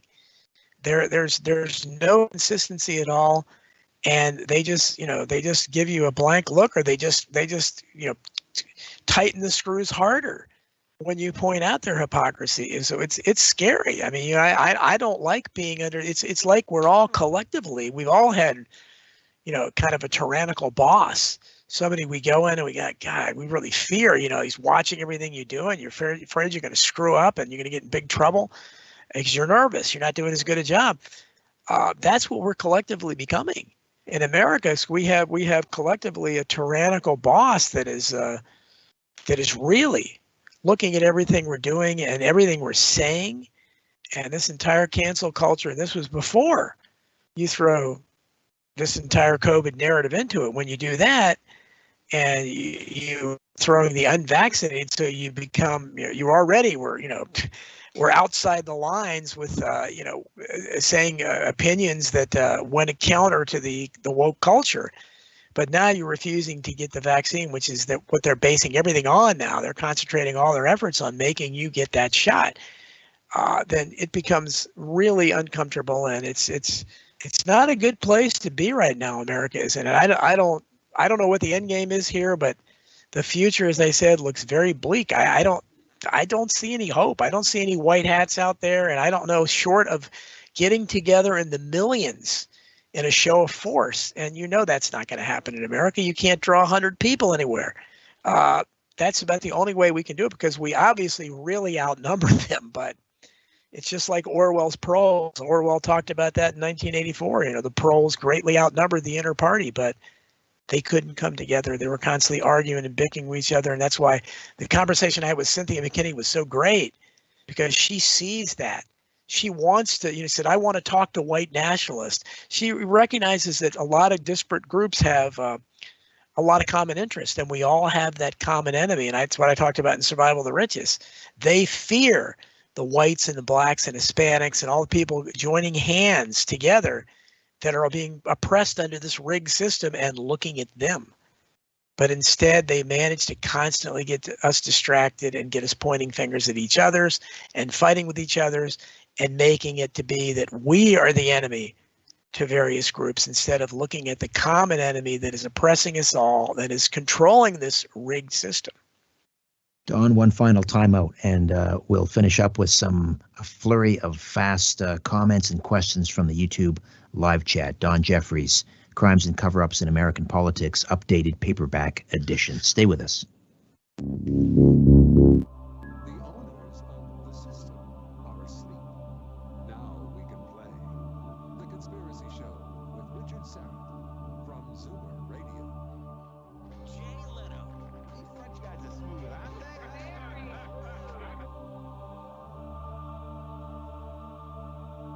I don't need to tell you how important building and sustaining a healthy immune system is these days. And just in time, my good friends at Get the Tea are offering a special package called the Immune Builder. You get 1 month's supply of Life Change Super Tea. That's 8 bags. 1 bottle of Bioastin. That's 75 capsules. Now, Bioastin, or astaxanthin, is known as one of nature's most powerful antioxidants and provides a wide range of impressive health benefits. The Immune Builder also includes 1 bottle of Potent C Wild Alaskan Sockeye Omegas. That's 90 gel caps. And 1 copy of the book Natural Astaxanthin, Hawaii's Super Nutrient by Dr. William Sears. There's so much more than tea at getthetea.com. Get your Immune Builder right now. Not available in any store. Use the code UNLIMITED and all your purchases ship for free. The Immune Builder from getthetea.com.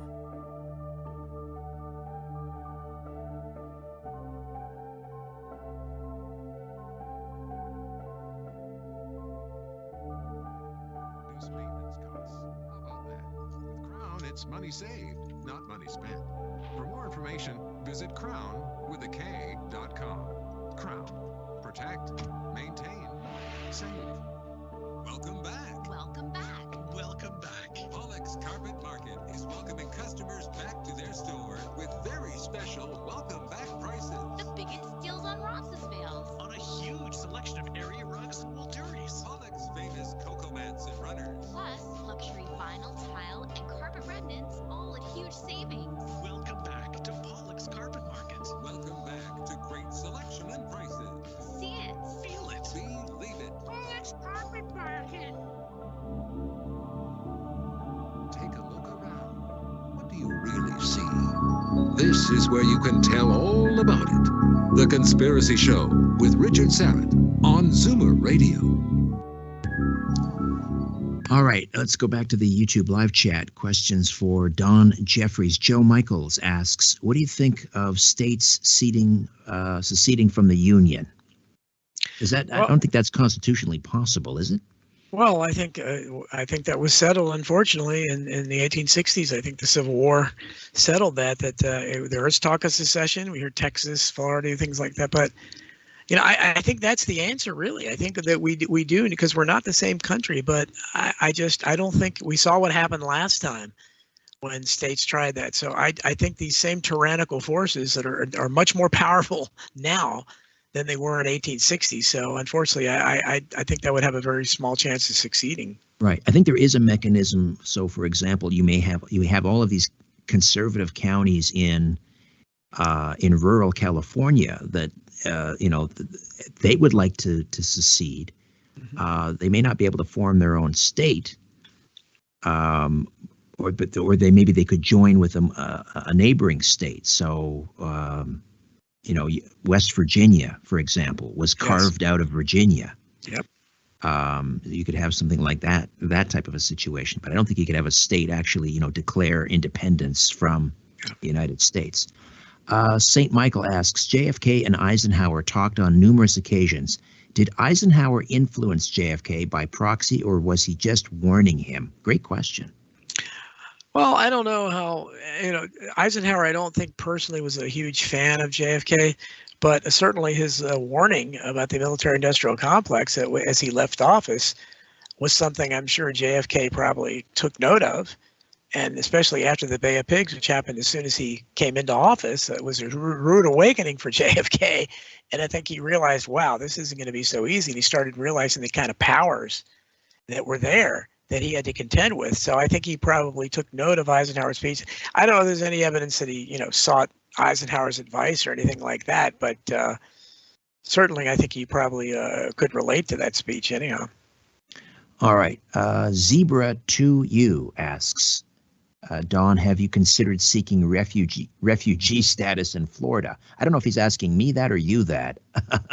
Either of us, I guess. Well, you're in Virginia. What's the situation? You've got well, I live in northern Virginia, which is right outside of Washington, D.C. We're very blue here, and but again, I'm not red. I guess I'm purple. I don't know what I am. I'm a different color, but this is not the same. Virginia is not the same as it was even 20 years ago. It's been transformed tremendously. So I don't know about seeking refuge in Florida, but I mean, DeSantis, I have questions about him, but you got to give people credit when they do something right. And I think he's done some good things with the mass mandates and everything. I haven't thought of it, about moving there, but who knows? It's possible, especially if the family divisions continue to go further. If I have no real reason to stay around my extended family because I'm become a pariah about being unvaccinated, then I guess that changes a lot of things. Roger Vega asks, Don, can you speak to Truman's face-off with Allen Dulles after the JFK hit? Truman essentially called out the CIA as the perpetrator. Is that true? I didn't know that. I have not heard that. I know Truman did express regrets about forming the CIA, but I would be surprised at anything like that because Truman was not a fan of JFK's at all. And if you look at the reaction to JFK's assassination, if you look like the video reaction from Truman and Eisenhower both, and Winston Churchill, very, I'm not saying disrespectful, but unemotional, let's say. They didn't look really sad. And Truman was like the rest of the Democratic Party, Eleanor Roosevelt, the establishment Democratic Party, certainly Lyndon Johnson, before, even when he became LBJ's vice presidential candidate. The establishment and the Democrats, they still hated Joseph P. Kennedy, his father. They didn't trust Kennedy. So Truman never liked Kennedy. And Truman was I think a 33rd degree Mason. So odds are he probably wasn't a fan of Catholics.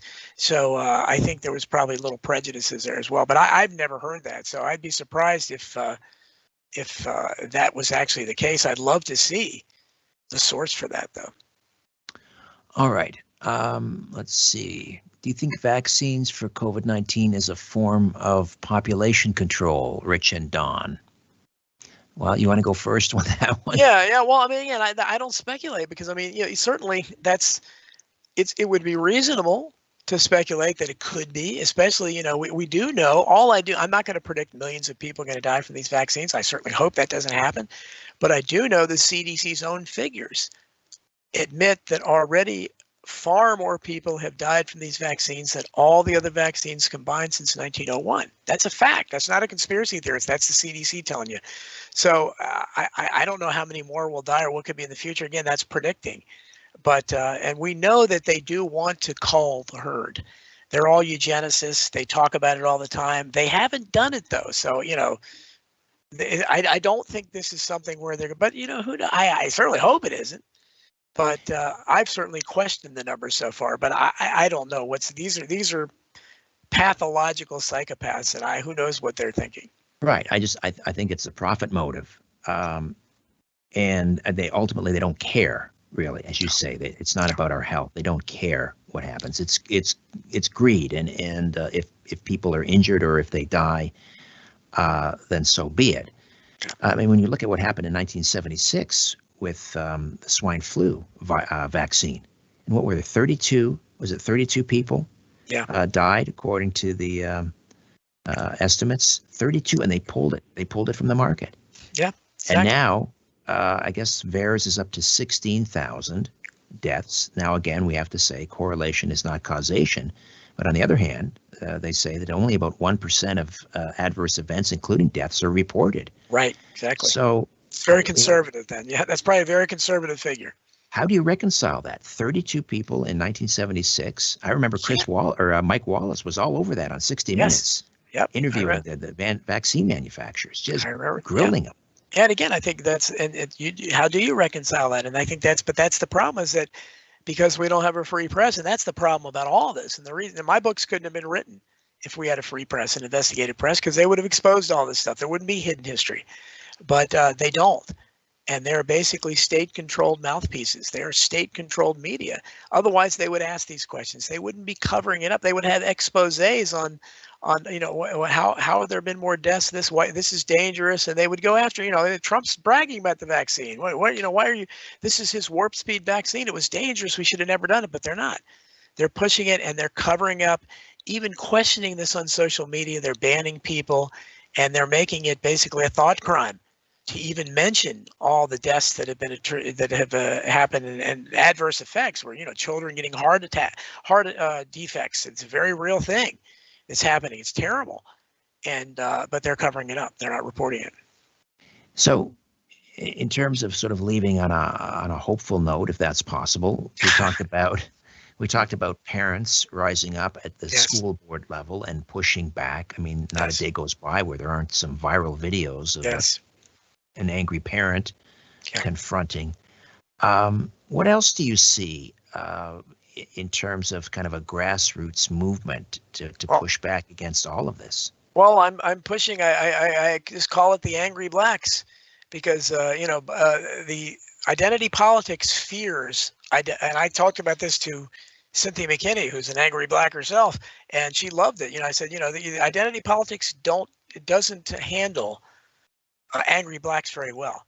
You get enough high-profile black people. You got Nicki Minaj. You got some NBA players. You got Louis Farrakhan, who's again, you say what you want about him, but he spoke very rationally, criticizing why he said basically, why would you let them put anything in you? Talking about, I guess, maybe these people. I don't like to include him in that. I just think he's such an odious character. Well, he is, but the thing is, the more loud and angry black people, and that's all that's protesting this. But if they can, that's why I'm out there supporting it. Is the vaccine is racist? If we have to do that to get people to question it, that's fine, because there's reason to question it. People ought to have the choice, and they need to stop demonizing people that won't get it. And hopefully, there's enough. If there are enough angry black people that protest this, and there is a groundswell, ESPN just fired reporter Sage Steele for questioning it. So they're canceling them, but enough get there. You get enough black entertainers. Maybe Chris Rock comes back in the fold.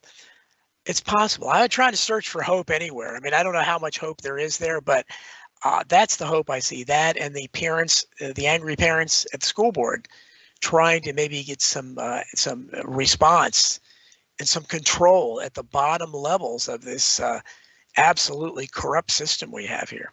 And in Europe, there's some signs. The president of Croatia and a number of other, Portugal, I think now, and Denmark and Sweden, saying we just have to learn to live with it, and just getting rid of all of the restrictions, enough of this madness. So there are some hopeful signs over in Europe. Yes, absolutely. Yeah, but much more than here. I mean, the protests we've seen in France and Germany and England, we haven't seen that here.